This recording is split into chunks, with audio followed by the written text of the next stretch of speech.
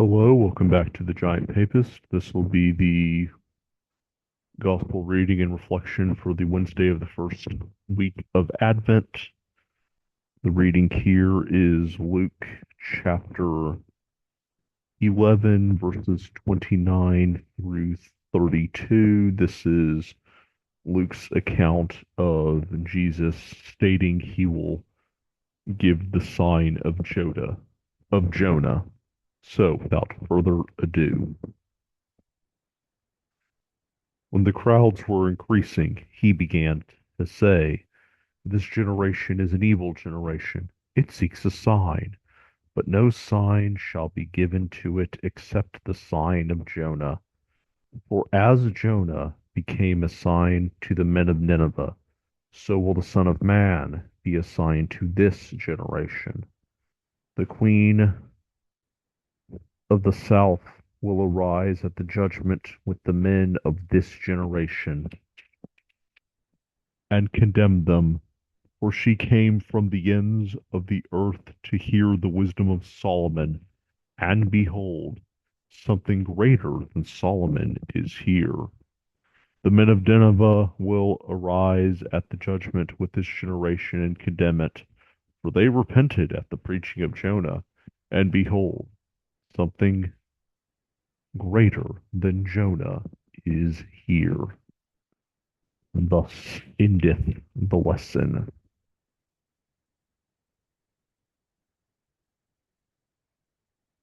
All right, so in Luke's gospel account, this is middle of his preaching to the crowds, looking back to verse 11, verse 14, when Jesus is falsely accused of exorcising demons by the prince of demons. He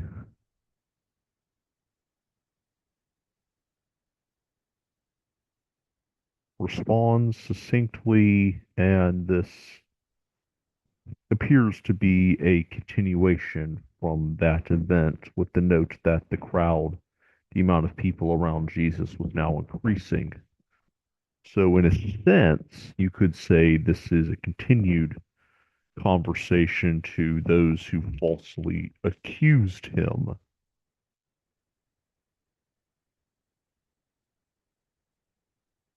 This is one bit of teaching in the middle of a series of speeches he gives in response to the false accusation, the bearing of false witness directed against him. So,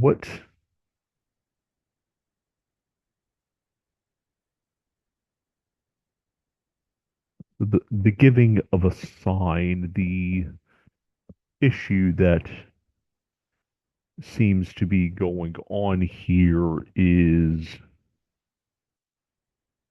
that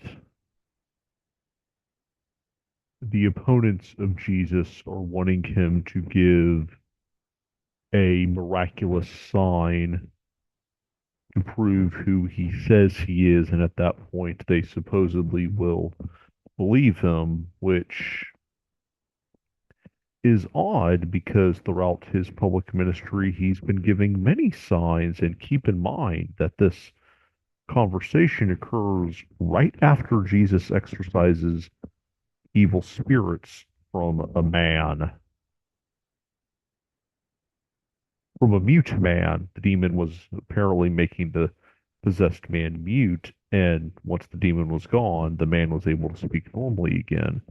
So, rather odd. Oh, show us a sign. He just did. You would think that they would be content, but they're not. You know, the good works Jesus does doesn't seem to satisfy them. So thus, this generation is an evil generation. You know, what more do I have to do for you The text has Jesus implicitly ask his opponents to show you that I am who I am. Reference intended for those familiar with the book of Exodus. Jesus says, okay, fine. You want a sign? I'm going to give you a sign, but it shall be the mysterious sign of Jonah. Now,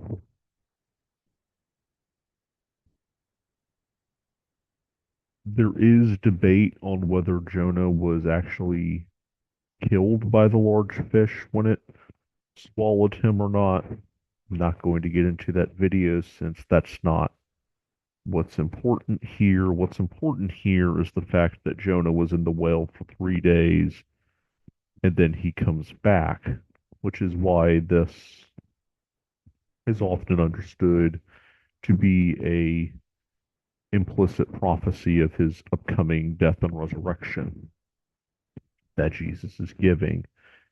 Just as Jonah was gone for 3 days and returned, so will the Son of Man be in the grave for 3 days before he is raised from the dead by the power of God.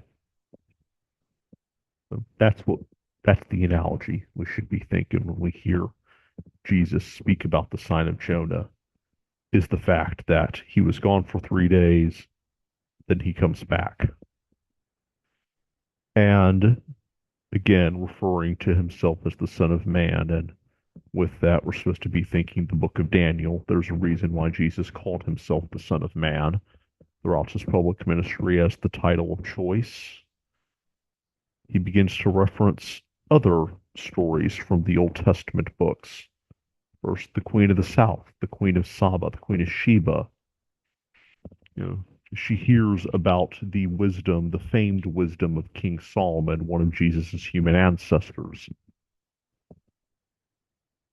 She travels from her land to the holy city of Jerusalem to hear his wisdom, and yet Jesus states, for this generation, someone greater and more wise than Solomon is here.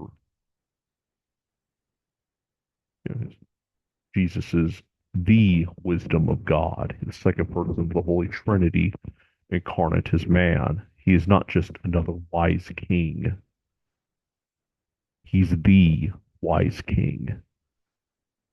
And Jesus again returns to the story of Jonah preaching to the Ninevites, that as the Queen of Sheba will condemn this generation, so will the Ninevites who repented condemn this generation, because they took Jonah's warning seriously and repented of their evil deeds, and they were thus spared from destruction, from the immediate destruction that Jonah warned him would conditionally happen should they not repent.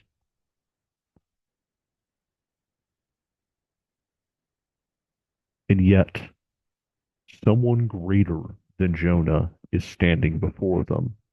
That someone is Jesus Christ.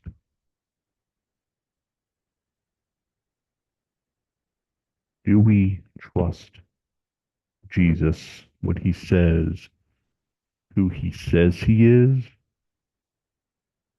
Or are we going to put the Lord to the test and demand that he give more signs than he has already chosen to give? And on that note, this will be the end for today's reflection. It's rather short, but I'm fine with that since I just a couple of hours ago completed a film review of the 1965 remake of the Ten Commandments starring Charlton Heston with the Catholicism and Coffee YouTube channel and podcast. Go check out that video if you haven't already. Give a shout out to them. And with that, I shall see you for the next video. Have a good day.